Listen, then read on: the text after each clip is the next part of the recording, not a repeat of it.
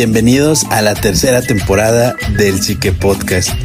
Aquí hablamos de salud mental, psicología, emociones, mente y cultura. Pero también es un espacio abierto al debate. Comenzamos. 1, 2, 3, 4.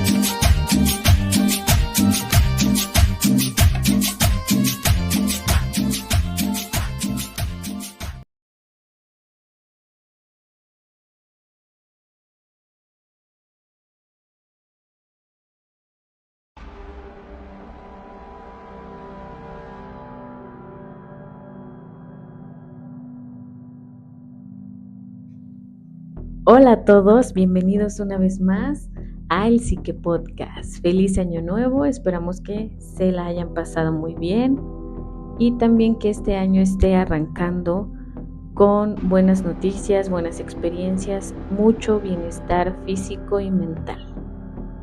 Y pues bien, esta es nuestra cuarta temporada que va a estar muchísimo más interesante, llena de sorpresas, van a aprender muchísimo y también estamos esperando a que puedan participar en ella.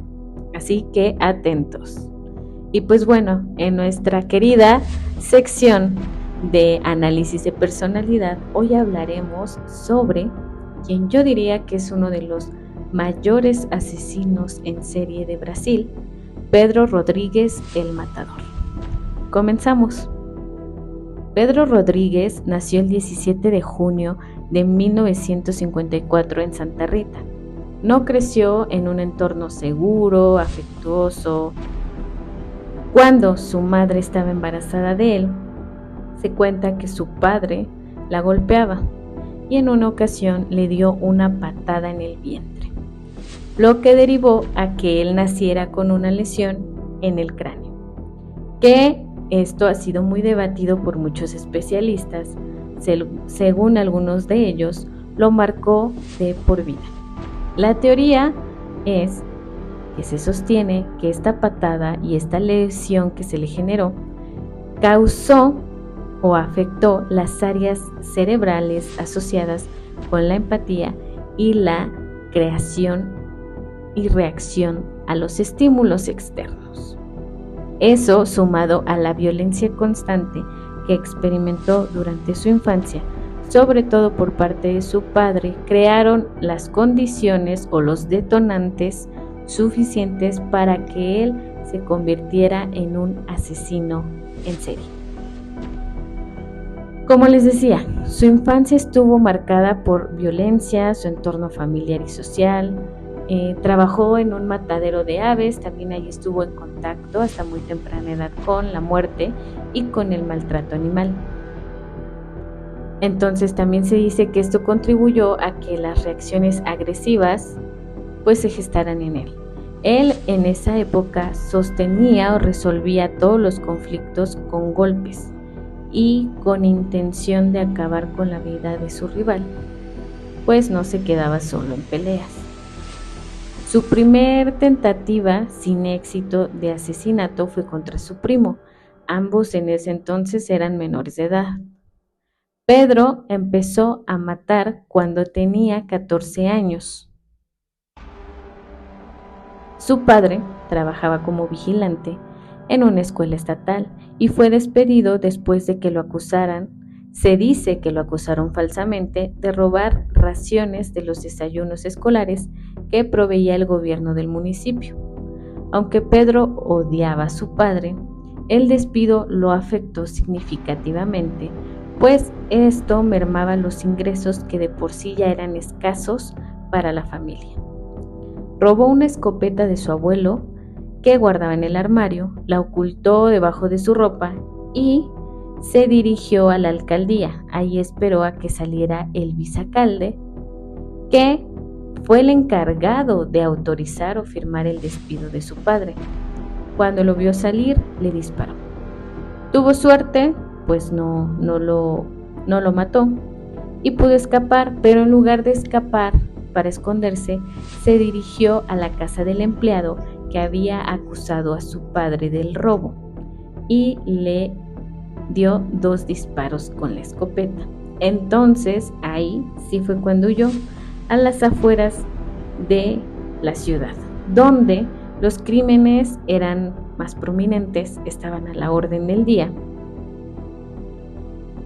Y ahí es donde empieza la línea de asesinatos. Sus víctimas eran personas a las que él consideraba criminales o culpables de algo, principalmente narcotraficantes de la zona, a los que también les robaba las drogas para venderlas por su propia cuenta. Además de matar con frialdad, empezó a mostrar cierta habilidad para los negocios, es decir, para la venta de droga.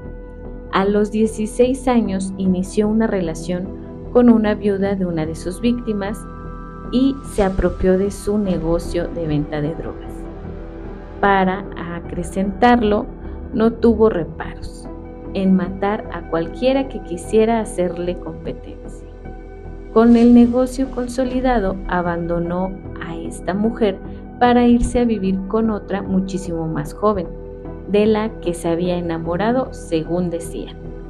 Se llamaba María, y Pedro no imaginaba que al mostrarse abiertamente con ella, la estaba volviendo un blanco para sus rivales. La mató un narcotraficante enemigo. María estaba embarazada en ese entonces. Pedro la encontró su cuerpo cuando volvió a la casa donde vivían los dos. La habían torturado y mutilado antes de matarla. Tuvo paciencia para tomar venganza. Esperó una fiesta de la familia de su contrincante, la boda, el casamiento de su hermana, e irrumpió con 4 amigos echando tiros, balazos en el salón de fiestas. Asesinaron al contrincante y a otras 6 personas y dejaron heridas de bala al menos a 16 más. Unos días después sumó una muerte más, el novio de una de sus primas. El muchacho la abandonó, la rechazó en cuanto ella le anunció que estaba embarazada. Pedro, al escuchar esto, no lo tomó muy bien, le parecía un mal acto de su parte y cobró venganza. Y le disparó en 5 ocasiones hasta matarlo. Para entonces Pedro no había cumplido todavía los 18 años, pero sus víctimas ya se contaban por decenas. Era el asesino en serie más temido de San Pablo y lo apodaban, o el apodo que le asignaron era el Matador. Aunque por razones de seguridad él asesinaba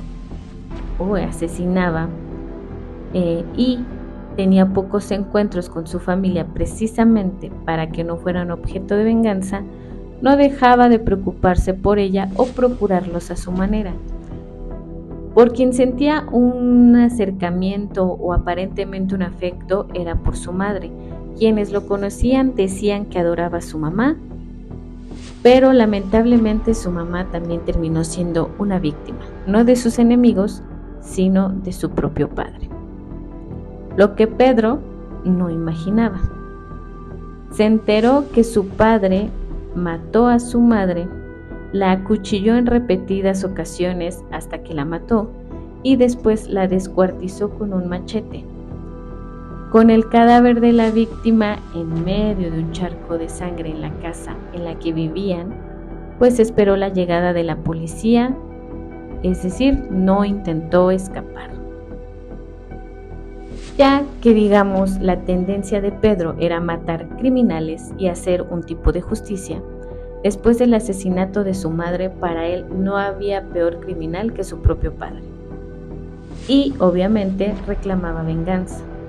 Él ya se encontraba en la cárcel, así que aquí la primer cuestión es cómo iba a vengarse él personalmente de la muerte de su madre.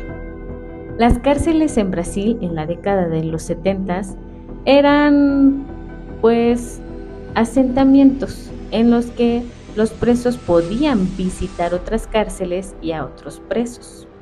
Así que, usando sus contactos, Pedro logró que le permitieran entrar a ver a su padre. Apenas estuvo enfrente de él, sacó un cuchillo de entre su ropa y lo apuñaló 22 veces hasta matarlo. Pero eso no fue todo. Antes de que alguien reaccionara y lo sacaran de la celda donde asesinó a su padre, le abrió el pecho, le sacó el corazón y lo mordió. La venganza había resultado exitosa para él, pero le costó muy cara, porque no pudo salir como había entrado. Así que lo detuvieron y le quitaron la libertad.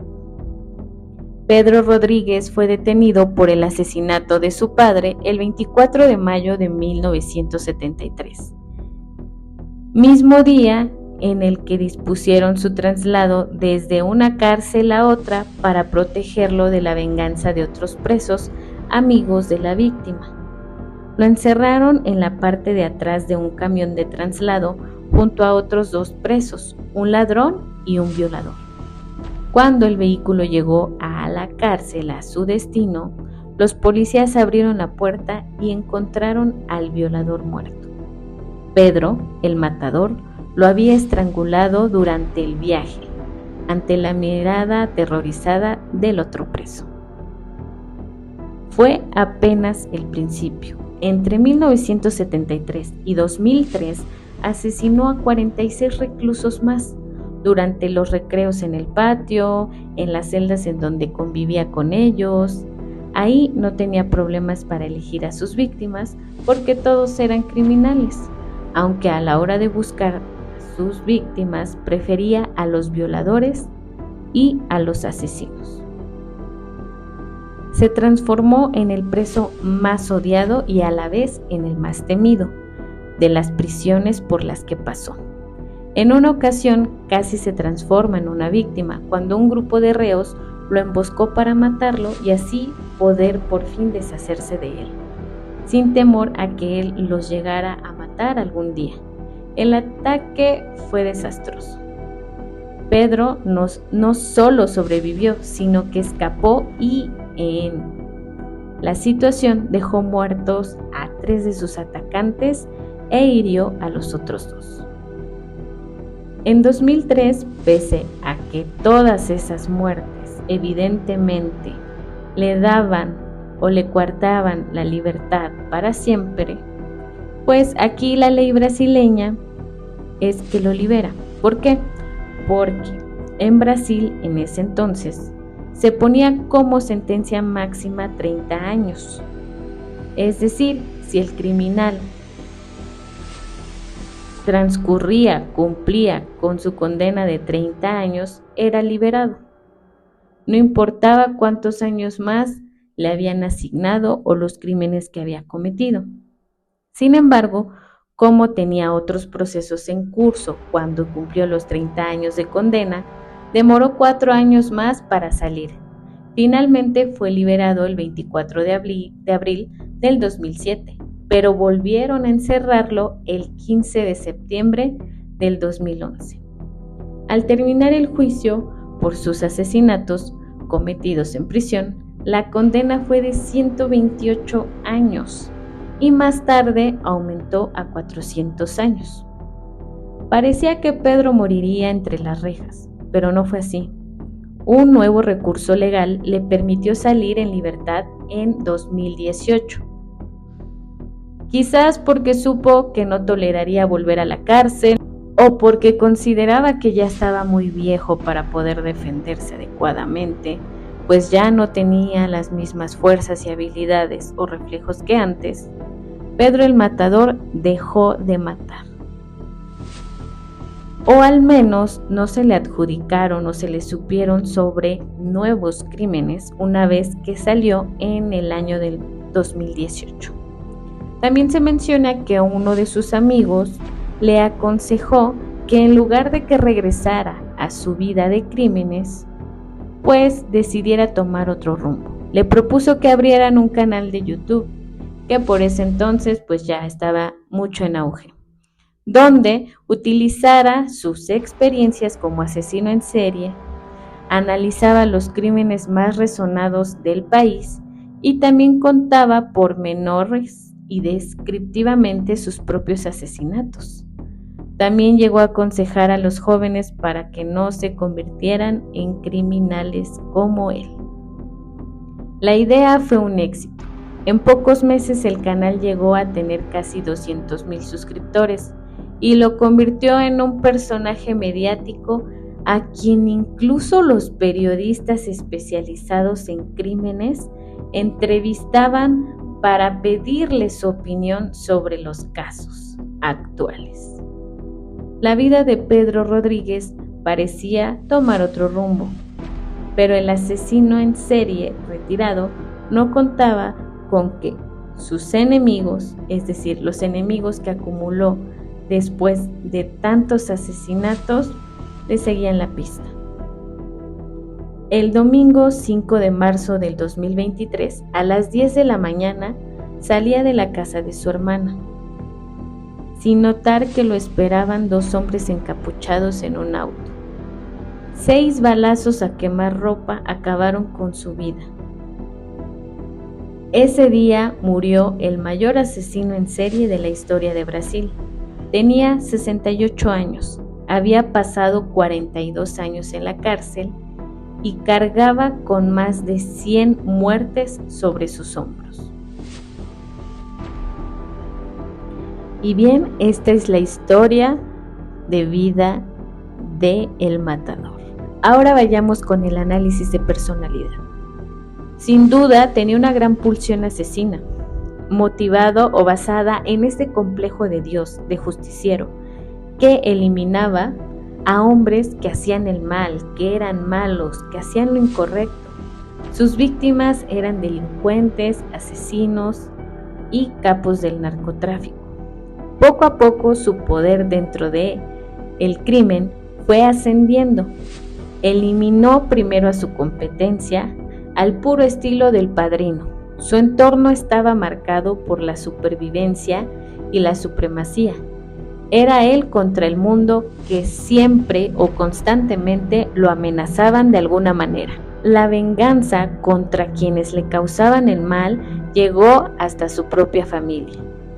Evidentemente, cuando el odio por su padre y el crimen que él cometió, pues hicieron que él usara todos sus recursos, lo matara, le arrancara el corazón y lo mordiera en un acto de venganza y de hasta cierto canibalismo. Estaba solo y con un deseo irremediable de matar. Él se adaptaba al entorno, es decir, cuando aún tenía libertad, él y las condiciones que le proporcionaba el entorno, las usaba a su favor para cometer los asesinatos. Pero uno diría, cuando está en la cárcel ya es más complicado o obstaculizante cometer los mismos crímenes o a la escala en la que se cometen estando en libertad. Pero pues para él no fue así. Él usó todos sus recursos estando aún así en la cárcel y supuestamente rodeado de ciertas desventajas, como no tener libertad, no tener muchos recursos, armas, estar con vigilancia constante y obviamente tener la posibilidad de que un grupo de reos también puedan lastimarte.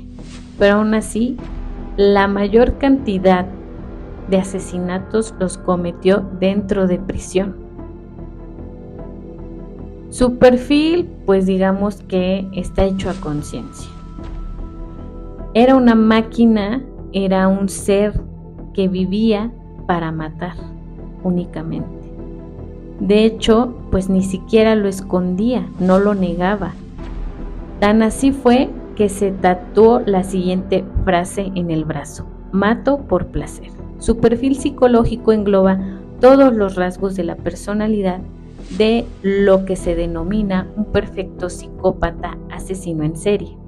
Infancia traumática, rodeada de violencia y malos tratos, negligencia, poco afecto y demás. Daño cerebral provocado por la patada que su padre le dio dentro del vientre de su madre. Pues como les habíamos comentado, se menciona o se genera la hipótesis, la teoría de que la zona afectada estaba relacionada con la empatía, lo cual sabemos es muy importante, precisamente para no violar las reglas y para no asesinar, entre muchas otras cosas más. También la cercanía que tuvo con el maltrato animal. Muchos de los asesinos, de los criminales más famosos se han perfilado con esta característica. Ejercieron algún tipo de maltrato animal durante su infancia y, como les mencionábamos, él trabajaba en un matadero de aves en el que no precisamente las aves eran pues tratadas con mucha empatía. El egocentrismo. Todo gira en torno a él y a su voluntad. Lo que le estorbaba, él lo eliminaba. También está esta situación o característica antisocial. Desprecio evidente por el otro ser humano, por su vida, la violación de las normas sociales a muchos niveles, porque incluso estando en una institución que precisamente te orilla o te obliga a seguir ciertos patrones de lineamientos o de reglas, como es una prisión, no importa en qué país estemos, ese es, digamos, una característica que se nos pinta respecto a un reclusorio, una cárcel, etcétera. Pues él incluso siguió delinquiendo y pasando por esas normas y por lo que conlleva estar en prisión. También el impulso e irresponsabilidad, la falta de perspectiva futura sobre las consecuencias de sus actos. Pareciera ser que a él lo único que le interesaba era eliminar lo que le estorbaba, lo que no le parecía, lo que no le gustaba, vengarse. Y comúnmente esa venganza llegaba en tipo de quitarle la vida a alguien. No era solo lastimarlo, herirlo, torturarlo, afectarlo de alguna manera, sino era quitarle lo único que no podemos recuperar, que es la vida. Digamos que hasta cierto punto, pues le quitaba al otro ser humano lo más valioso que tenía, que era su vida.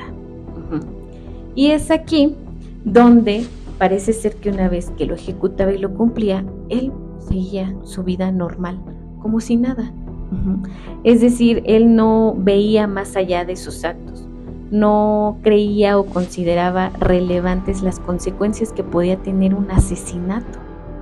Tan así que no le temió a la cárcel y él hizo sus propias reglas y modos de vivir dentro de la cárcel. Cuando no concibes consecuencias a futuro, sobre tus actos y sobre todo sobre este tipo de actos, ¿qué pasa? Que eres más propenso a romper las reglas, a ser impulsivo, y a no detenerte. Es decir, no sabes, no desarrollas la habilidad de evaluar, de reflexionar, de analizar, de poner la mínima empatía que puedes desarrollar como ser humano. Pero también ese factor tan esencial para todos los seres humanos, que es sentir miedo, frenarte. O sea, de ahí que pareciera que este era un acto compulsivo, ¿no? No frenaba nunca, no lo consideraba, no era necesario que lo pensara, porque no le traía ningún tipo de consecuencias para él. Bien, también está esta característica de la paranoia, es decir, que el mundo era una amenaza, la única forma de estar a salvo era pues asesinando o detener a la amenaza. Y pues de aquí también que debido a las venganzas que sus enemigos ejercieron sobre sus seres queridos, ¿qué pasó? Que también esta paranoia se acrecentó. Este complejo de Dios que se sentía con el poder divino de la justicia sobre los otros, mataba a criminales y eso le eximía de su culpa, ¿no? O sea, soy asesino, pero soy asesino porque mato a gente mala. Entonces eso me hace mejor o me hace bueno o me da el permiso de.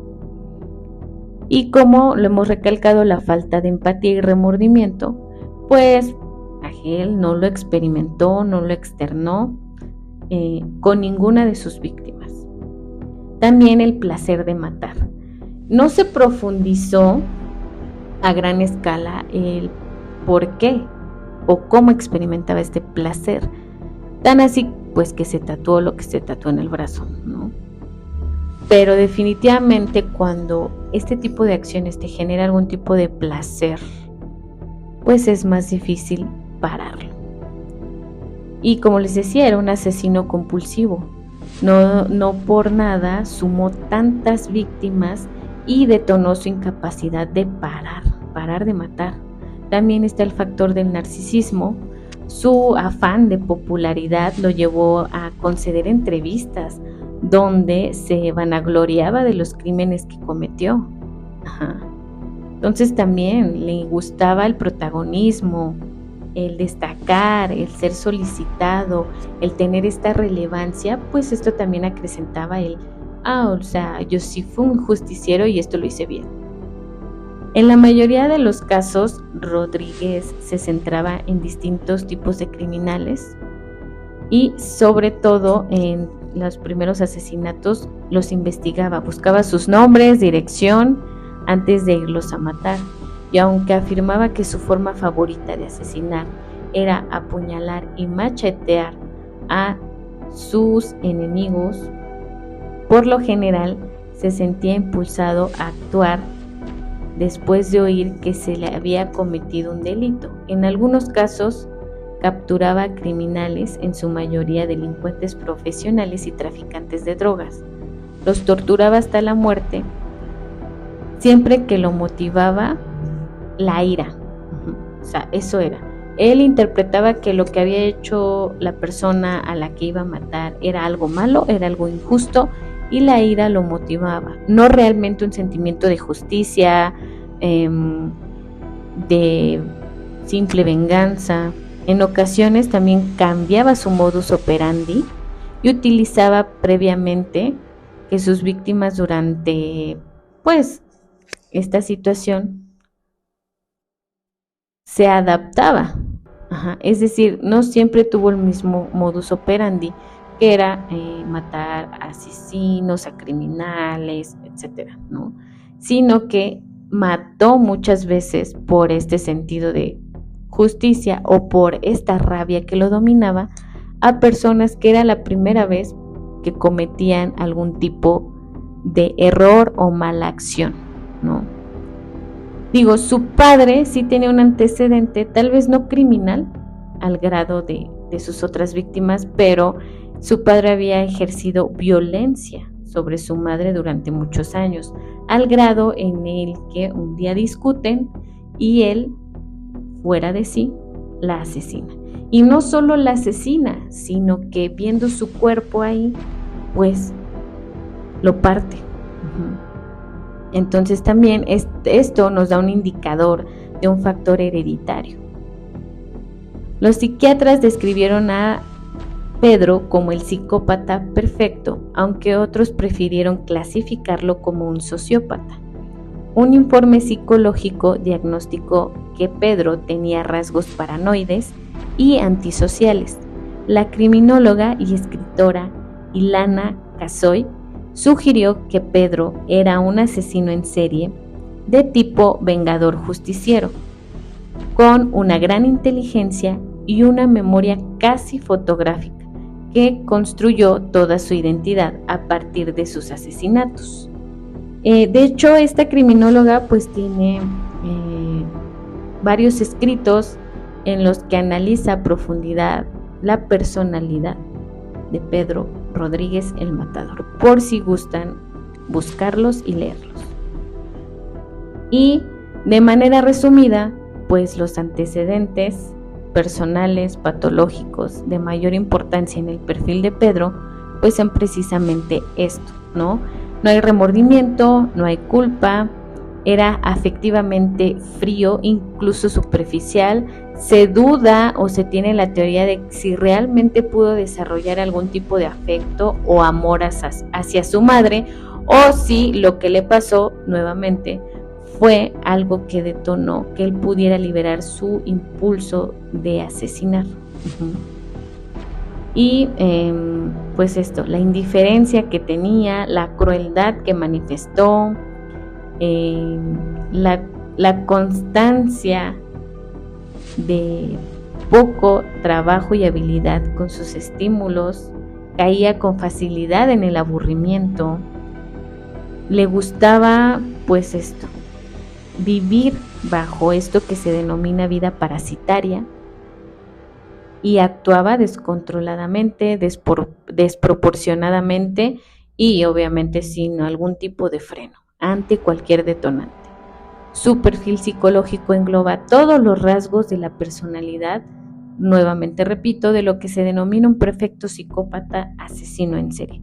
Perfecto no porque él sea perfecto, o sea, lo que conlleva o engloba la palabra perfecto, sino que él tiene prácticamente la mayor cantidad de características que se han generado sobre el perfil de un psicópata asesino en serie. Les resumo: la infancia, la crueldad animal, desprecio por los otros y sus vidas, la violación de las normas, la impulsividad, la irresponsabilidad y este factor paranoico. Si quieren saber más de este caso, recuerden que varios especialistas han analizado su vida, su historia y generado un análisis o un perfil sobre él. Y también, si les interesa, si quieren conocer detalles adicionales, en YouTube pueden encontrar muchas entrevistas que diferentes medios le hicieron a él una vez que su canal de YouTube se hizo muy relevante. Que esto también genera un debate. ¿Ustedes consideran que un asesino a escala de Pedro el Matador merecía esta fama? Ser este personaje tan asediado, tan famoso, tan solicitado, precisamente porque sus conocimientos o su especialidad era ser un criminal, un asesino en serie. Bueno, ahí pueden ver diferentes entrevistas que se le hicieron a diferentes medios. Hay algunas que están obviamente en portugués, pero hay muchas.